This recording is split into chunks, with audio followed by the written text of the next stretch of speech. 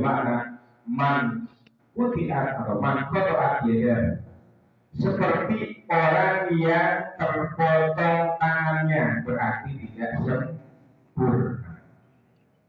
Buntung mudun. Buntung, tidak sempurna. Bismillah, tidak sempurna.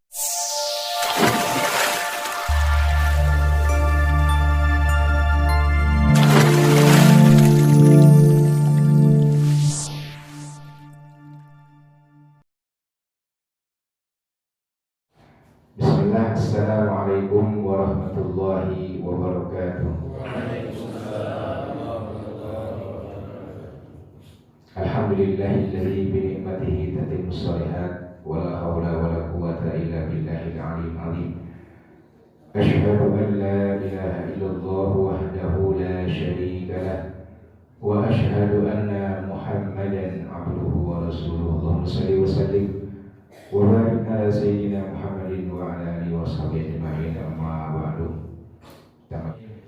Puji syukur dan kita panjatkan kepada Allah Subhanahu wa taala. Alhamdulillah, pada malam Jumat ini Sayyidul Ayyam kita bisa melaksanakan sholat subuh berjamaah. Alhamdulillah, ini semua tentunya atas taufik dan hidayah dari Allah Subhanahu wa taala. Karena kita dianjurkan untuk berusaha, wa allaisa lil insani illa ma sa'a wa anna sa'yahu sawfa yura. Kita itu dianjurkan menurut syariat itu berusaha, supaya bangun subuh dipasang alarm. Itu namanya usaha. Supaya nggak kesiangan, tidurnya nggak malam-malam. Itu namanya usaha. Nah, usaha itu nanti akan kita lihat. Berusaha untuk berbuat beramal, itu anjuran agama seperti itu. Tetapi ketika amal kebaikan ibadah itu sudah terjadi, itu kita nggak boleh merasa memiliki amal itu. Di sholat nggak boleh merasa, saya udah baca Quran tamat, saya sudah sholat. Tetapi setelah amal baik itu kita akhiri dengan alhamdulillahilladzi bi ni'matihi tatimmu shalihat. Karena tanpa pertolongan Allah, tanpa nikmat yang Allah berikan, kita nggak bisa menyelesaikan amal ibadah yang kita lakukan.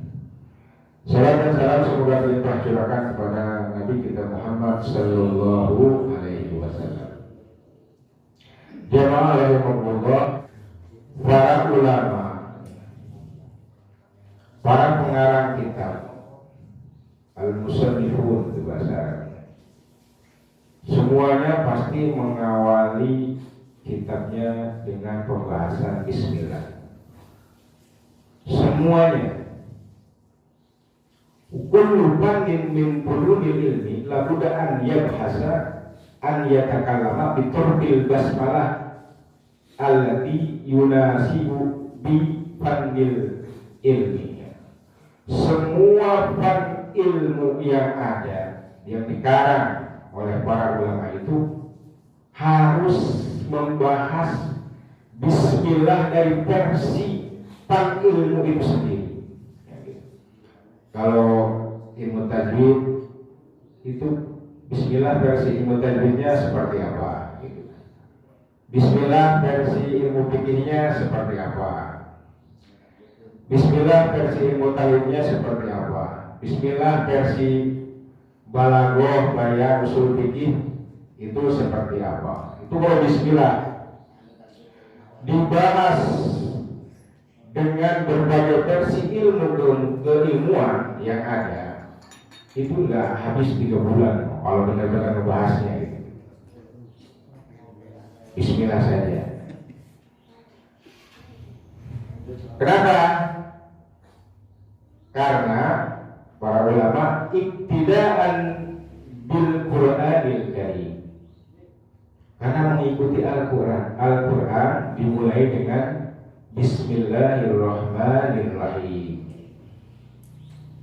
Wa amalan bihadisi Rasulullah sallallahu alaihi wasallam kullu amrin dhibalin la yubda'u bihi bismillahirrahmanirrahim fa huwa aqta au abtar au adza. Semuanya pasti membahas bismillah, walaupun fan atau di bahasa kerennya sekarang fan ilmu itu namanya disiplin ilmu, bahasa ininya, bahasa pendidikannya, disiplin ilmu matematika, disiplin ilmu nahwu, disiplin ilmu shoroh, disiplin ilmu fikih, itu namanya disiplin ilmu. Bahasa Arabnya fanun min fununil ilmi. Kenapa membahas bismillah tadi? Karena Al-Quran dimulai dengan bismillah, kecuali surat At-Taubah. Kenapa surat At-Taubah nggak diawali dengan bismillah? Kenapa? Itu menurut pendapat ulama itu, kenapa nggak dimulai dengan bismillah? Ini namanya amrun tauqifiyyun, suatu perkara yang kita harus diam, nggak boleh komen, mengintip doang, ya. Nggak boleh komen, kecuali ada dalil hadis atsar. Suatu ketika Ibnu Abbas meriwayatkan bahwa Ali ditanya, kenapa surat At-Taubah itu nggak pakai bismillah? Karena itu surat At-Taubah itu menerangkan tentang peperangan, sedangkan peperangan itu bertentangan dengan makna bismillah itu sendiri. Akhirnya digantilah dengan kalimat di atasnya, ya.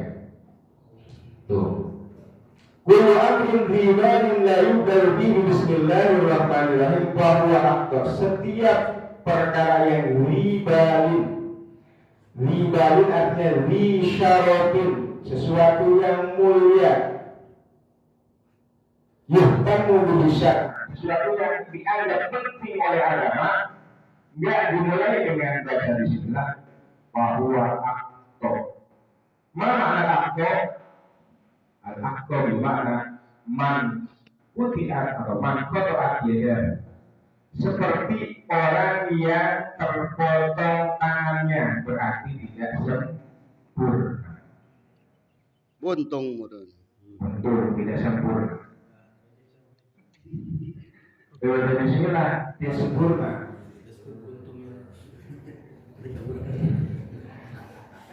Au abtar,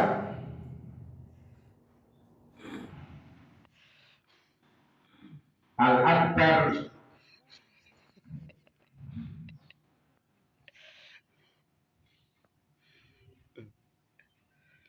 maqtu'ul dzanab. Al-abtar itu bermakna maqtu'ul dzanab, seperti hewan yang nggak punya ekor, terpotong ekornya, tidak sempurna. Wal azam au kaman zahabal anamilu, atau seperti orang yang hilang jari jemarinya. Wal makna ala kulli annahu naqisun wa qalilul barakah. Di maknanya secara umum, jika sesuatu yang baik menurut pandangan agama kemudian tidak diawali dengan bismillahirrahmanirrahim, maka itu akan mengurangi keberkahan dari perbuatan yang dilakukan.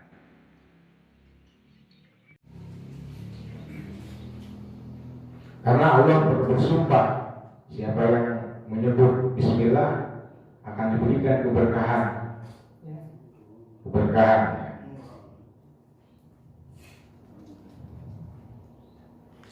Jemaah rahimahullah.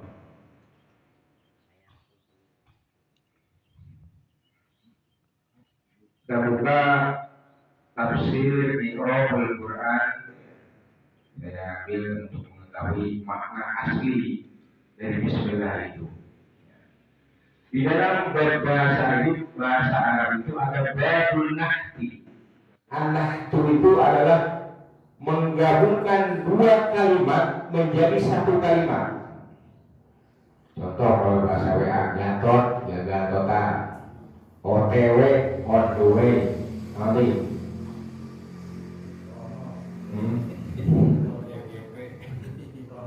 Itu ternyata dalam bahasa Arab juga ada. Itu babun lahti. Biasanya orang Arab itu menggabungkan dua kalimat menjadi satu kata kerja. Contohnya yang kita bahas, Bismillah, mustaqbal min basmalah, diambil dari kata basmalah. Basmalah yubasmilu basmalatan. Oh, Bismillah, dari Bismillah diambil satu kata kerja. Basmalah yubasmilu basmalah. Anak ubasmil, saya baca Bismillah. Atau basmal tu, nanti saya baca Bismillah.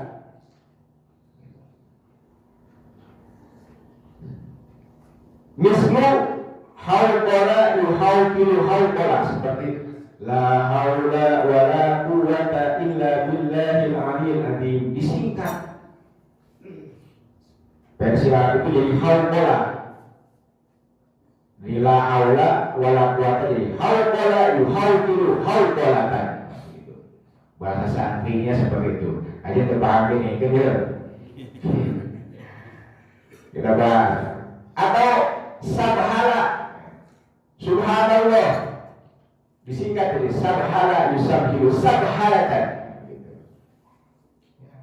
Atau hansala yuhansilu hansala, ketika muadzin hayya 'alas shalah, hayya 'alas shalah, itu dua kalimat dibuatlah, jadikan satu kalimat kata kerja menjadi hansala yuhansilu hansala. Itu bahasa Arabnya. Wahai ala, atau hai ala, hai ala, hayya 'alal falah. Itu dua kalimat dibuatkan menjadi satu kalimat, jadi hai ala yuhailu hai ala. Nah, itu adalah di antara contoh-contoh seperti Bismillah. Jadi Bismillah mustaqbal min basmalah, diambil dari kata basmalah yubasmilu basmalah.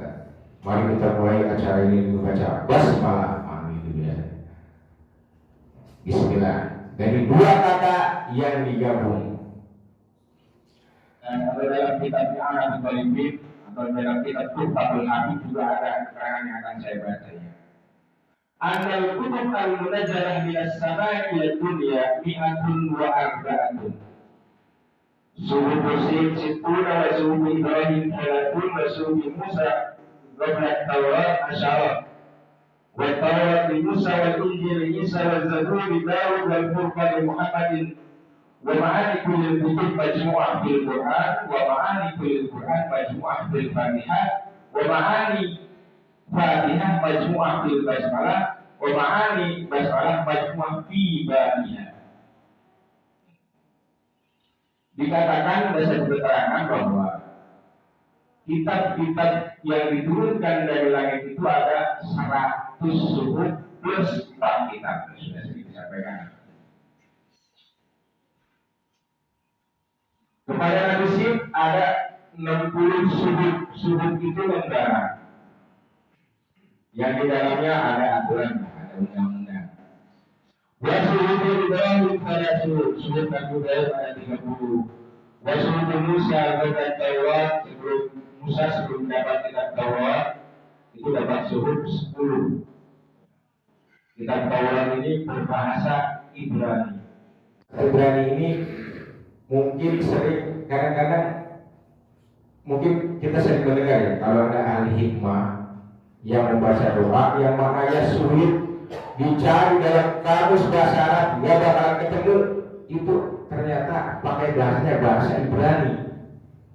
Di antara bahasa-bahasa Ibrani yang dipakai itu biasanya dalam doa-doa itu adalah hijib-hijib. Baca aja hijib. Hijib apa baca? Cari di kamus bahasa Arab. Gak bakal ketemu ada kalimat yang sulit seperti ya yuhin armahot. Apa ya yuhin armahot? Artinya ya fathah ya rozak. Ajin apa? Ajin mana Allah? Itu bahasa Ibrani, bahasa Taurat. Ajin bukan jin gitu ya. Ya, bahasa. Ya, biasanya ada di hijib-hijib yang di kalangan para yang ditulis oleh para wali itu memakai satu asmaul husna dalam bahasa Ibrani. Al-Quran itu kandungannya ada 3 secara umum ya. Secara umum ya. Yang pertama at-tauhid. Kandungan Al-Quran. Yang kedua al-ahkam, hukum-hukum. Yang ketiga al-akhbar wal qisas, kabar-kabar dan kisah-kisah. Itu isi kandungan Al-Quran. Dan Al-Fatihah itu adalah rangkuman dari kandungan Al-Quran yang 30 juz tersebut. Di dalam Al-Fatihah itu tergantung 30 besar ini. Yang pertama tauhid. Dari ayat yang kedua, Alhamdulillahirabbil alamin, Ar-Rahmanir Rahim, Maliki Yaumiddin, Iyyaka na'budu wa iyyaka nasta'in. Itu kandungannya tauhid di situ. Iyyaka na'budu wa iyyaka nasta'in. Minta apa? Sebutkan dalam hati. Ada masalah sholat, iyyaka na'budu wa iyyaka nasta'in. Sebutkan hajatnya ketika sholat. Dalam hati cuma nggak ngomong ke belakang sholat nanti. Ayat pusing, dulu, ambil wudhu, sholat, iyyaka na'budu wa iyyaka nasta'in. Apa maksudnya? Sebutkan di sana. Karena di sana ketika iyyaka na'budu wa iyyaka nasta'in, Allah menjawab, hadza baini wa baina abdi wal abdi ma sa'ala. Ini adalah batas antara aku dan hambaku. Bagi hambaku apa yang dia minta, terserah, akan dikasih.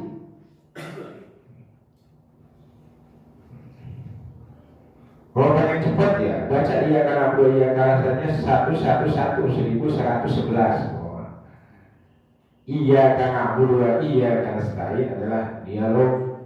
Al-Fatihah adalah dialog yang sangat khusus antara seorang hamba dengan Allah di tahiyat dan di Al-Fatihah, khususnya ketika sholat. Yang pertama kandungannya tauhid ada pada ayat kedua ya. Sampai dari pertama bismillah terus sampai iyyaka na'budu wa iyyaka nasta'in.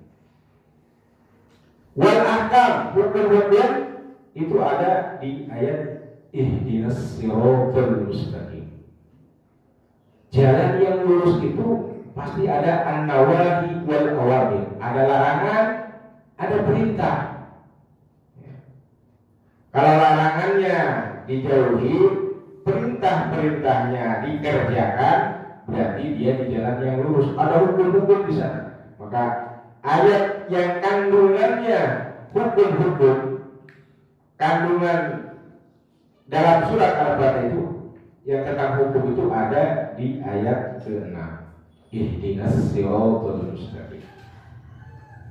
Sedangkan kandungan yang ketiga, siratal ladzina an'amta 'alaihim ghairil maghdubi 'alaihim waladdallin, itu adalah kandungannya kisos ya, bukan kisos, adalah kabar dan kisah-kisah yang ada dalam Al-Quran. Itu dirangkum dalam ayat terakhir dari surat Al-Fatihah. Jadi ketika membaca Al-Fatihah itu adalah rangkuman dari Al-Quran. Wal-Fatihah majmu'ah bil basmalah, dan surat Al-Fatihah itu terkandungannya ada dalam bismillah. Wal basmalah wal bismillah majmu'ah bi ba'i wa ma'ani bismillah majmu'ah bi ba'i. Dan kandungan bismillah ada di huruf ba-nya. Huruf ba banyak sekali kandungannya. Huruf ba itu ketika Ali karramallahu wajhah ditanya, kalau saya mau huruf ba ini saya tulis, saya sarah, saya terangkan, 80 otak gak bakalan kuat bawa kitabnya. Itu huruf ba ya. Huruf ba itu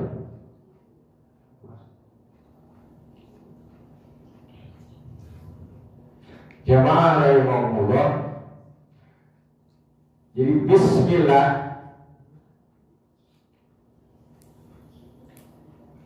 adalah rangkuman atau intisari dari Al-Fatihah. Fadzalika suratul Ikhlasi tu'adilu thulusil Quran. Maka dari itu ada hadis bahwa surat Al-Ikhlas itu sepertiga Al-Quran. Kenapa sepertiga Al-Quran? Karena dalam surat Al-Ikhlas ada satu kandungan Al-Quran yaitu apa? At-Tauhid. Ya. Kalau orang non muslim lagi puyeng-puyeng nyari Tuhan, ketemu surat Al-Ikhlas biasanya masuk Islam. Surat Al-Ikhlas pendek, tapi kandungannya luar biasa. Kul huwa Allah. Kul huwa. Kok langsung huwa? Huwa itu adalah kalau kita belajar bahasa dulu sebelum huwa itu domirus sakni. Domirus sakni itu apa?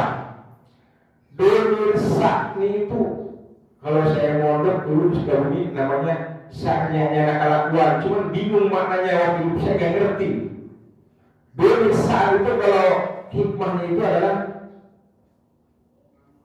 ketika seseorang menggunakan domirus sakni itu untuk menarik perhatian agar orang yang sedang bekerja, orang yang sedang sibuk itu menjadi teralihkan perhatiannya. Itu domirsa fungsinya. Atau jika menggunakan domirsa itu bahwa setelah domirsa itu ada kabar yang sangat besar yang apabila tidak memperhatikannya atau tidak mengetahuinya itu akan mengalami kerugian yang besar. Wah, ada pengumuman ini, nggak tahu kok. Itu pakai domirsa aja. Nggak ada baliknya. Kaidahnya Muhammadun huwa Rasulullah, bukan huwa Muhammad. Tapi dia langsung domirsa. Artinya ada kabar yang sangat besar, yang sangat bernilai jika kita tidak tahu akan merugi. Itu dari domirsaan dari huwa saja. Huwallahu ahad. Kalau ada kita masuk. Jadi walaupun pendek ini suratnya sangat besar. Ya. Baik itu untuk dari sekian ya, banyak ya, ceritanya di dalam ketika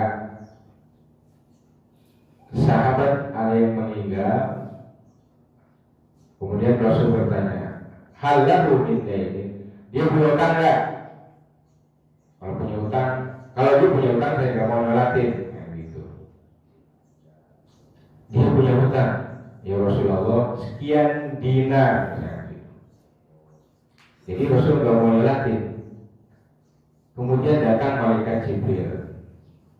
Wah Rasul, orang itu hutangnya sudah dilunasin sama malaikat Jibril. Malaikat Jibril berubah bentuk menjadi seorang laki-laki, kemudian mendatangi dan membayarkan hutang-hutangnya.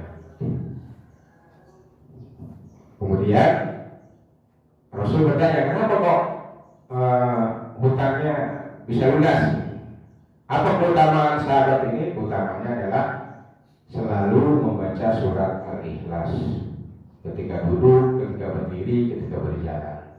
Itu diantara keutamaan membaca surat Al-Ikhlas. Membaca surat Al-Ikhlas terus, hutang loba, wah, yang dibayarkan. Nah, itu dari keutamaan surat Al-Ikhlas diantaranya. Mau masuk rumah, baca surat Al-Ikhlas.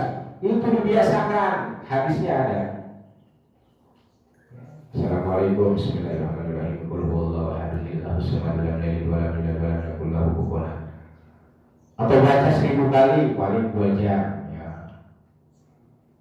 2 jam, lama. Cuma harus pakai bismillah. Kalau ikhlas harus pakai bismillah. Kalau nggak pakai bismillah, pasti dalam beberapa hari kita akan mimpi melihat burung nggak ada kepalanya. Itu pasti begitu. Baca Al-Ikhlas nggak pakai bismillah, pasti beberapa malam kemudian kita akan mimpi melihat burung tanpa ada kepalanya. Itu artinya berarti dia membaca surat Al-Ikhlas tanpa pakai bismillah. Alaihissalam. Bismillahirrahmanirrahim. La yasukul khaira illallah. Bismillahirrahmanirrahim. La yasrifu su'a illallah. Bismillahirrahmanirrahim. La hawla wa la quwwata illa billah. Ini adalah doa dari Nabi Khidir alaihissalam. Ini maknanya artinya semua kebaikan, kejelekan yang tertolak itu semuanya adalah kehendak Allah dan pertolongan Allah. Ya. Jadi kita harus paham di sini. Intinya kita harus pertama berusaha dengan sebaik mungkin. Ketika usaha itu terlaksana, kita tidak boleh merasa memiliki. Jamaah rahimakumullah, karena waktu sudah ini bismillah yang si ilmu fikih belum ini saja. Padahal mau bahasnya fikihnya malah belum dibahas ini bismillah versi fikih.